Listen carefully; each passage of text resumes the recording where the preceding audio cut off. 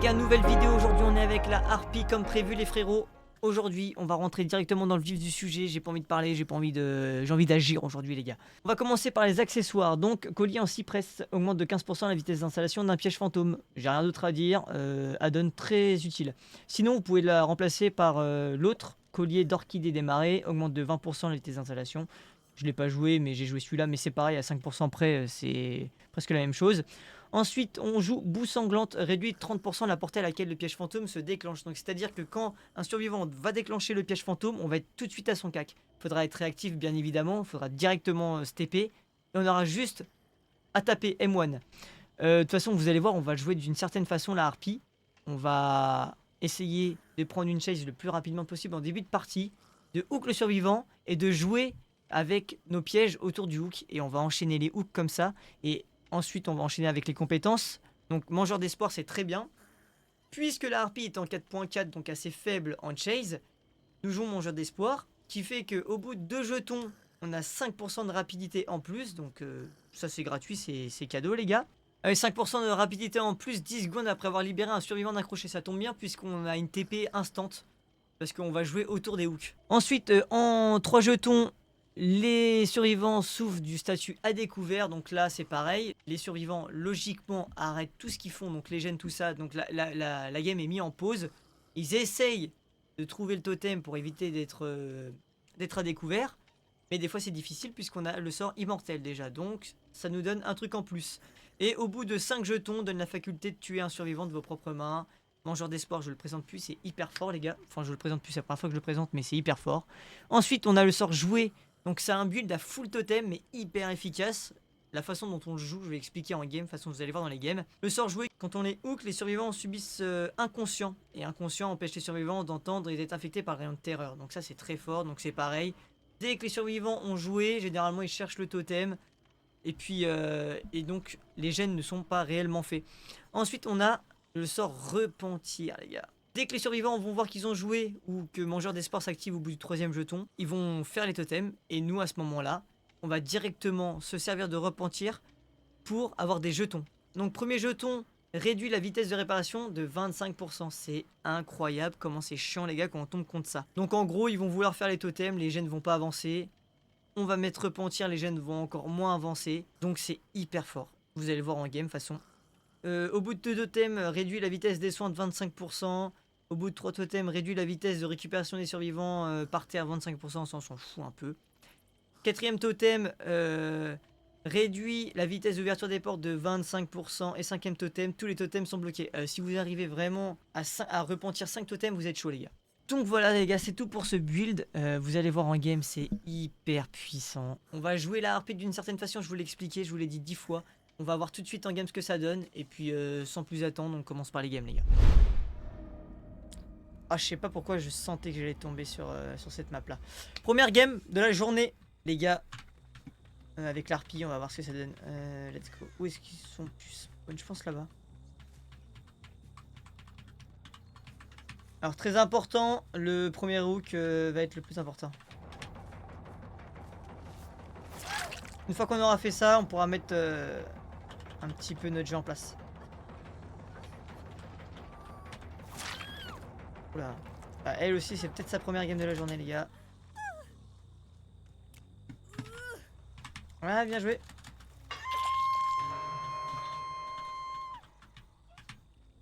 On va.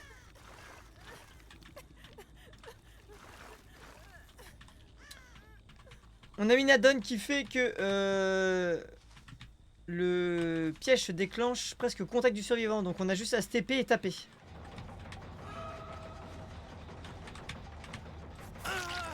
Ok. Steve. Ok. On va taper sur le gène, on va mettre... Ouais alors, ça c'était pas prévu les refs.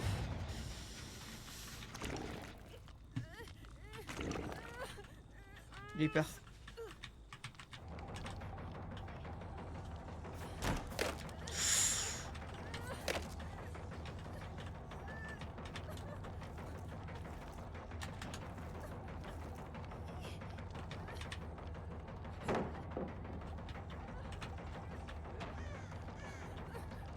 Vas-y, moi ça m'arrange, frérot.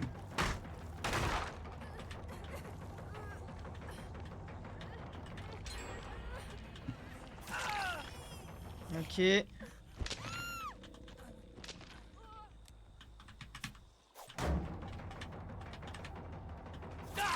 Ok. La harpie est petite, donc on a l'avantage sur les spots. Oh, le carnage. Je sais même pas si... on peut pas se le en vrai. Vas-y, on va prendre, on va ramasser. Bon, de base, ça devait pas être... devait pas se passer comme ça. Je sais pas.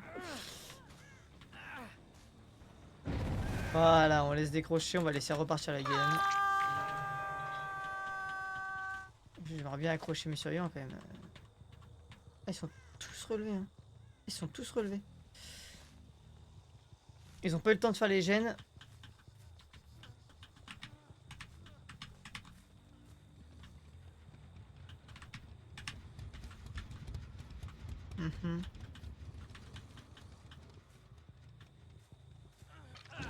Ok. Et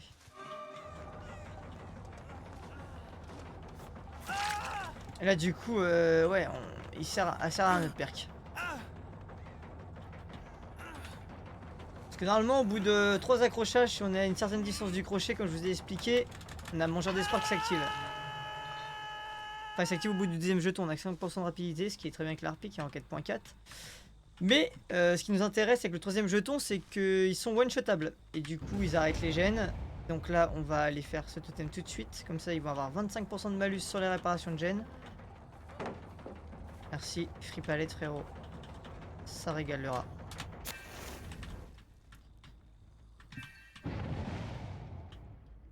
Ok. Bah non! C'est pas comme ça qu'on fait les choses. Là, je joue sans mon pouvoir. Je pense qu'il y aura une deuxième game. Oh, elle est déjà morte. Oh, je suis désolé. Oh, les gars, c'est vraiment pas mon style de jeu. Promis.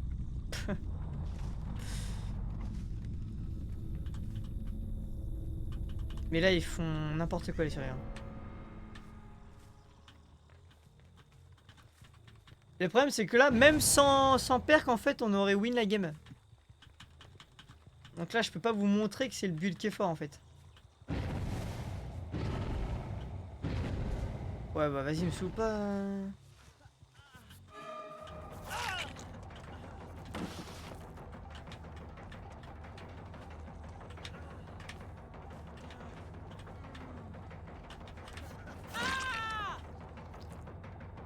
Et lui, on le voit là-bas avec sa clic-clic.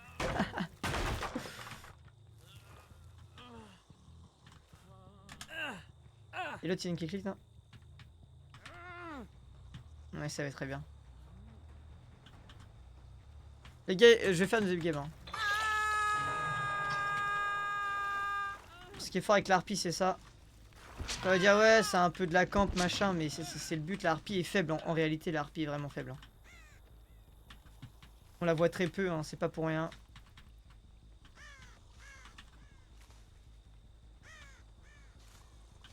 Normalement, on installe... hop. Et voilà. Ça, c'est la force de la harpie. Alors, c'est pas une façon toxique de jouer, hein. C'est le pouvoir qui est comme ça et qui nous permet de l'utiliser comme ça à notre avantage. Là, on va refaire notre game où on va vraiment poser notre jeu. Parce que le but, c'est un peu de poser son jeu comme le trappeur. Essayer de trouver un trigène. Jouer un trigène avec la harpie, c'est très très fort. Et surtout, jouer avec mon genre d'espoir. Oh, il me saoule. Elle est chiante cette perk. On l'a jamais autant vu. Depuis qu'ils l'ont buff.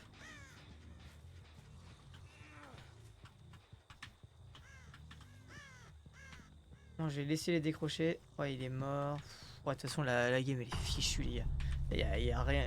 Là, c'est vraiment pas représentatif du truc, quoi. Vraiment. Vous allez jouer une game avec l'harpie, jamais ça va se passer comme ça, les gars. Je sais pas ce qui s'est passé. Je sais pas ce qu'ils ont fait.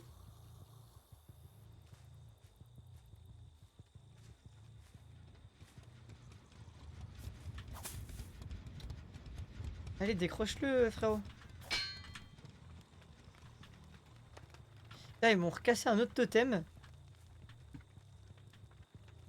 Et je sais pas où il est en blanc.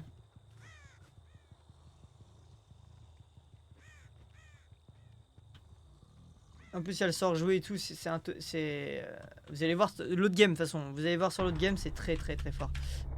Ils ont pas mis de perk pour ouais, lui soigner. C'est un gros salaud.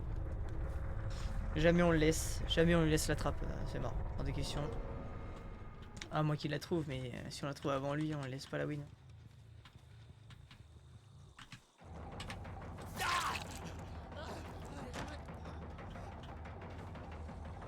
J'espère pour toi que tu vas trouver la trappe, frérot.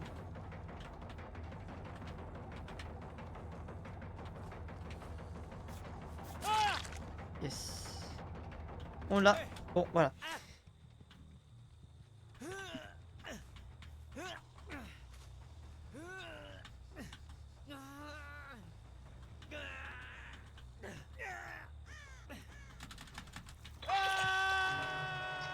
Bon, ok. Bon, voilà pour la première game. Voilà. Voilà, j'ai rien d'autre à dire, les gars. On se retrouve direct, je pense, pour la deuxième game. Ah, 2 PC en plus. Ouais, les frérots. 0 cuir, Renato. Loop under, ouais, c'est ça. D'ailleurs, c'est ça, ouais. Il a loop sur le hook. C'est vrai, il a loop sur le hook et c'est l'erreur qu'il a fait. Ouais. Ouais, ça c'est... En fait, c'est ce qui a tué la game. Et paf, du Nostromo, les frérots.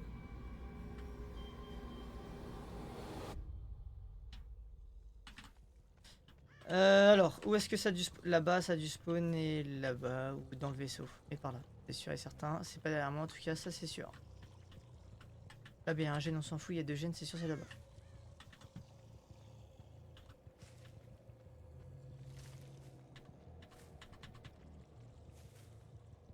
J'ai rien dit. Alors, je le répète, hein, plus on accroche vite le premier survivant, mieux c'est pour nous. Alors déjà là c'est un spot de chien. Là il a changé, ouais voilà c'était sûr. On le laisse. Ça nous servira pour tout à l'heure de toute façon ce piège.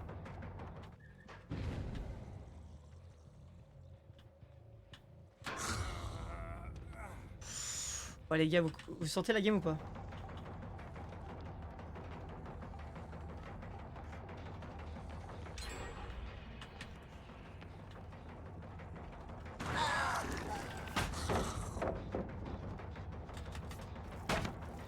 Ouais, je la sens bien la game. Je la sens mal, ouais, plutôt. Alors.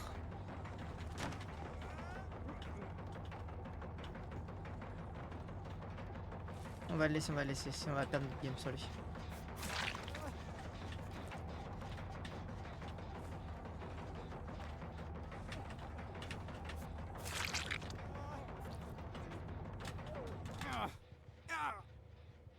Pas de safe palette. Pas de safe palette.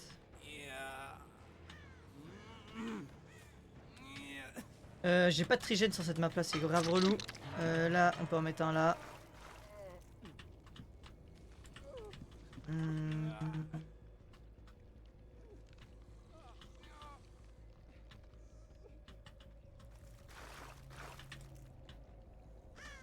On va essayer de jouer ici.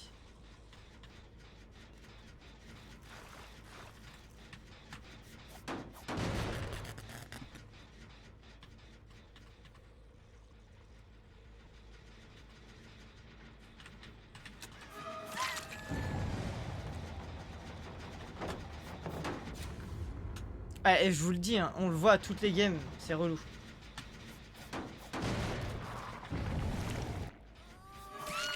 Ok, let's go. Donc là, ils ont vu mon totem.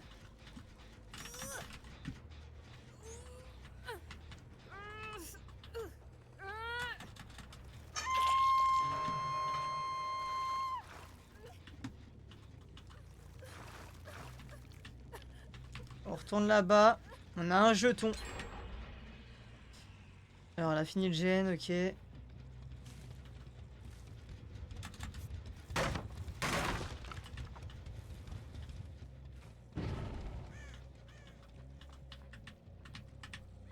Je pensais qu'elle allait retourner.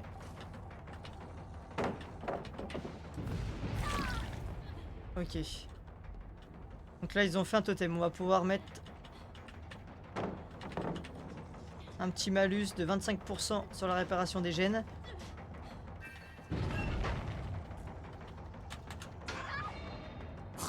Deux jetons. Donc là on a 5% de rapidité en plus. Et le troisième jeton qui va les obliger à chercher le totem. Parce que sinon on va les donner. C'est pas la bonne solution, David. Ouais.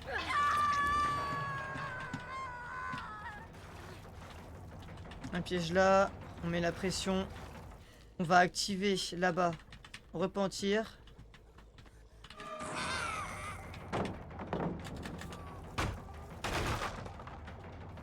Alors on va s'éloigner du hook. Pour qu'on puisse avoir le troisième jeton qui va nous servir. Putain, ça va vite. Hein.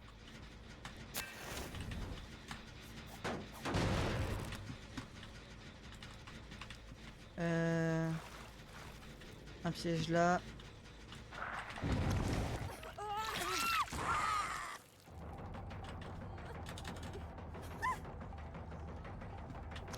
Et là, c'est la force de la harpie, les gars, c'est ça.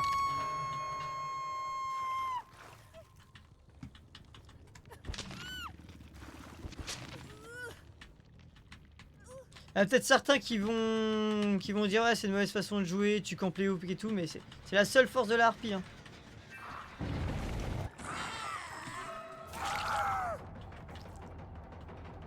Ok, troisième jeton. Donc là ils sont tous one-shotables.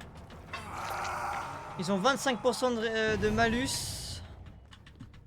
Donc là il sait pas encore mais il est one-shotable. Et le courant. Là ils sont au courant. Donc là vite, on y va, on y va. On s'éloigne du hook. Malheureusement j'étais pas assez loin, fait chier, on aurait pris un quatrième jeton, ça aurait été cool. Plus le sort joué qui fait que ça, il y a plein de totems qui spawnent. Ok, elle m'a cassé mon piège. C'est très très fort le build avec la harpie. Hein.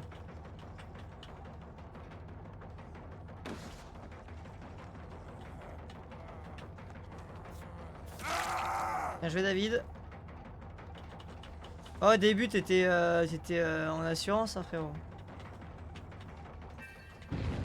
Ok, quatrième jeton.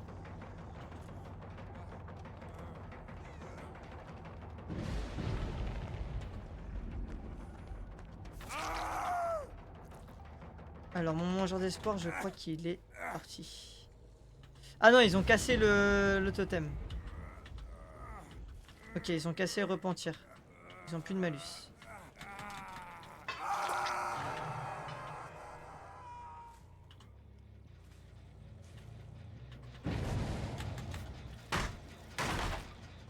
Et vous avez vu, il est toujours actif. Hein. Le mangeur d'espoir est toujours actif.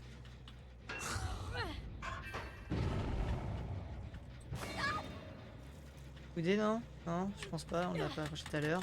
Et voilà! Mangeur d'espoir à 5 jetons les gars. Donc on est au max. Je crois qu'on est au max, attendez. Donner la faculté de tuer les survivants. Donc là, ouais non, on n'est pas au max, on peut tuer les survivants de nos mains. Donc ça nous fait un mori gratos.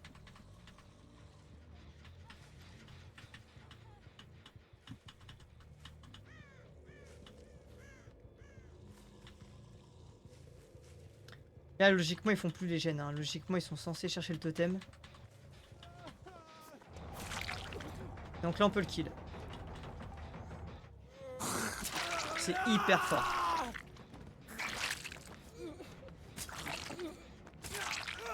Allez hop, un petit foie.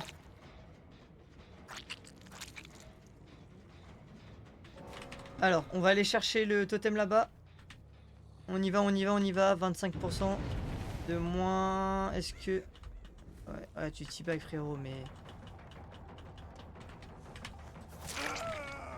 Ouais, il a pété mon... Ok. 25% de moins sur les gènes.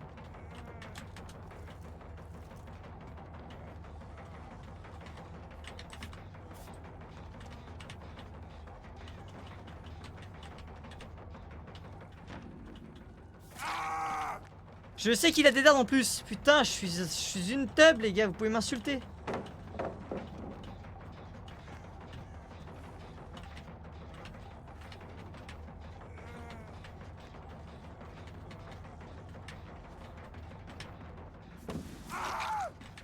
Ok.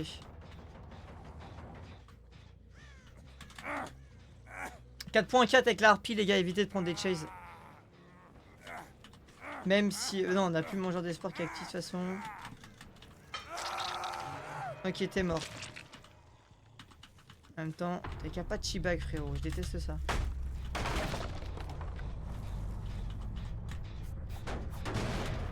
Là, encore une fois, on n'a pas pu trop jouer au piège. Hein. On a joué au piège vachement sur les saves. Vous avez vu comment c'est fort?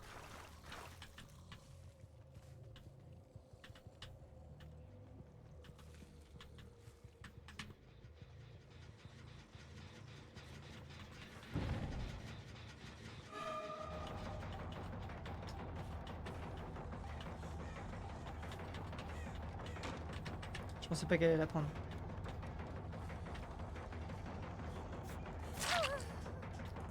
Et là ils sont tout simplement morts, hein, parce que là les deux sont en P2 de toute façon.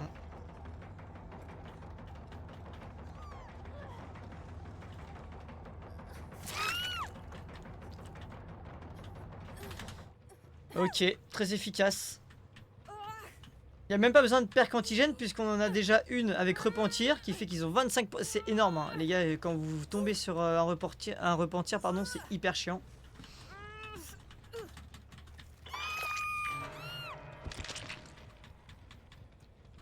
Là on va mettre le deuxième jeton mais allez, c'est pour le beau jeu. Deuxième jeton, 25% de soins en moins, ça vous le savez, je vous l'ai expliqué. En plus on a le sort joué, c'est hyper fort ce build, vraiment. Par contre on n'a pas assez profité du mangeur d'espoir, je suis un peu deg.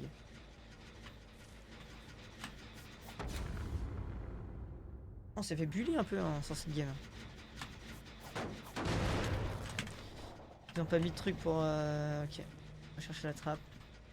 Si elle l'a, tant mieux, GG à eux.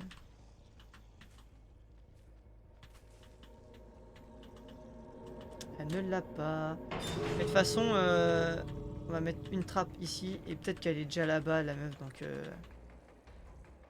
puis en plus, ça peut l'effacer. Donc tant qu'on vienne, je pense qu'elle a la porte de sortie de toute façon.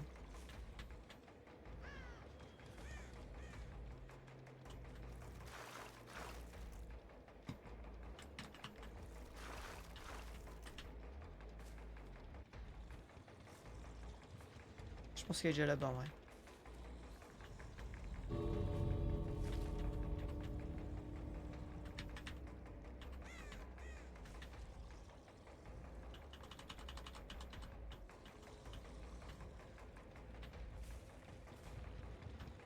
Ouais. GG.